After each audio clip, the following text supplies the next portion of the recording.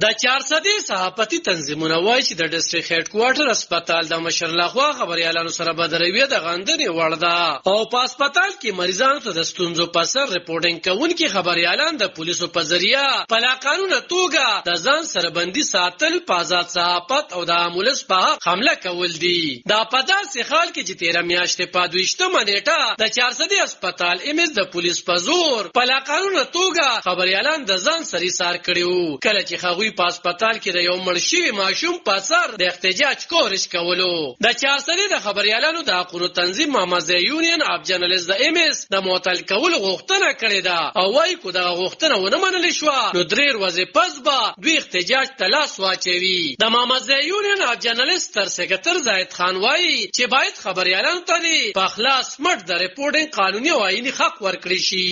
د روزي په میاشت کې د مدر اینډ چایلډ هسپتال مخې ته د لفخان شیرپو او رفاقت الله رضوال په صحافتي ذمہ دارو کې د رکاوټ اچولو کوشش او بیا غي په حبس بیجا کې د ساتلو او ورسره د هغې سره ناقابل برداشت رویه اختیارولو پر زور مذمت وکړی شو او د په آزادي صحافت باندې یو حمله وکړله. د سره 400 او د مدر اینډ چایلډ هسپتال رسړو د ذمہ دار افسر د ایمس خلاف د درج اف آی آر باوجود د هغه په دې کورسو باندې د ناستي هم مذمت کو او صوبایي حکومت او د محکمه صحت د اعلی چارواکو نه دا مطالبه وکړه چې درې ورځې کې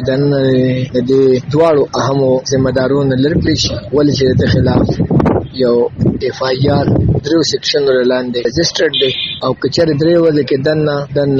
د خپل ذمہ دارونو لر نکړی شو. محمد زوین اف جرنالست 400 د تمام سیاسي ګوندونو مشرانو د صوبې د ټولو پریس کلبونو د صحافیانو د صحافتي تنظیمونو وکلا برادری سماجی او تاجر تنظیمونو باندې مشتمل یو ګرانډ اجلاس راغواړي او په هغه کې به د آینده له عمل اعلان کړي. بل خو په 400 کې ځوانان ډاکټران خو ایمز د بد روینا سټه کوي او وایي چې ایمز د ډاکټرانو په ذاتي توګه سپکاوي کوي نو ځکه ماهرین ډاکټرانو د هسپتال پرې هدي. د ځوانانو د ډاکټرانو تنظیم ستر سکرټر ډاکټر شاهد ایوب وایي چې د ایمز ډاکټر جانزیب رویه خنه ده نو ځکه د هسپتال تنظیم خو په مریضانو بد اغیز غورځوي نو باید چې د دغه کورسینه لری کړی شي. د دې ایم اس ډاکټر جانزیب د 400 کې الموست یو کال برابر شو او د یو کال کې د رویې د لاسه د بد اخلاقیانو د لاسه د الموست د نیمه نه زیات ډاکټران چې د ځای پرې خود حالانکه دا ډاکټران چې دین د اف سی پی ایس کوالیفاید ډاکټرانو په خپل فیلډز کې کوم چې د 400 د عوام د بار دې تر غړي او هغه چې د ځای پرې خود څه چلو شو دا غي په ځای چې د دلته نور جونیئر کسان راوستل کوم چې لا سپیشلایزیشن کړي نه دي سمپل ام بی بی ایس کړي دي او هغه دې کې مختلف ډپارټمنټ کې کینول چې هغه فیلډز اړو دونه تجربه نشته چې کم کسان چې دینو دې کې وو هغه د ځای پرې خود میا شبیر اوس ریسنټلی چې د ځای پرې خود کوالیفاید سرجن او ټیک شو د هیټ اپریشنونه به کول په دغه شانته اورکو سپیشلیست سرجن او ډاکټر شاهد اقبال دومره تکړه انسانو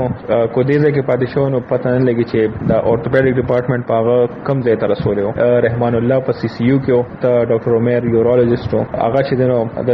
رویې د لاسه لاړو د شانتی کبیر موږ سره ګیسټرنټولوژیسټ ډاکټر کبیر هغه د دې ځای نه لاړو ډاکټر اشفاق چې دنو واحد موږ سره د دې کې ایمرجنسي میډیسن به ډیل کول هغه کې سپیشلایزیشن کړو او تاسو ته خو پته راځي چې 400 کې ایمرجنسي کې څومره جګړه او څومره مس مینجمنټس کیږي همدا یو کس موږ سره هغه چې دنو د دې ځای نه لړکو نو دا صرف یو څو کسان نه دي ماته ستوي کنه د نیمه زیات هسپتال چې دی هغه د رویې د لاسه د بد اخلاقیانو د لاسه چې د هسپتال پر د خبريالانو ډاکټرانو د غوښتنو او اندېښنو ته ایمز ډاکټر جانزیب لاسه دریز نه دی ویلي خو سور وزوړاندې ویلي وو چې د هسپتال ټیکول غواړي خو څوک یې کارته نه پرېږدي. خو ځمکني حقایق دا دي چې په هسپتال کې روزانه د مریضانو لخوا ګیلې راځي او ویل کېږي چې دلته د ماهرینو ډاکټرانو کمې سره د صحت سہولتونو برابر نه دي او باید چې ایمز د لانجو په ځای د مریضانو حال ته پام وکړي. علب خان شیرپو دلبر نیوز 400